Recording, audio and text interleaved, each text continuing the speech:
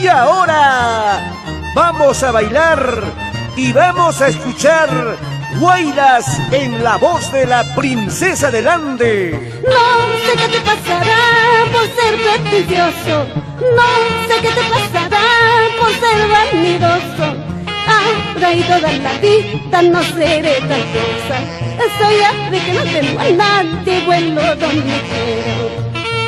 No sé qué te pasará por ser orgulloso, no sé qué te pasará por ser pretencioso. Ahora y toda la vida no seré tal cosa. Soy ave que no tengo a nadie, vuelo donde quiera. Así se toca Edilberto Flores, ese tenor de oro. No te olvides que yo soy un piquito de oro. No te olvides que yo soy un piquito de oro.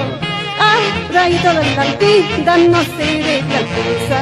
Soy ave que no tengo a nadie, vuelo donde quiera.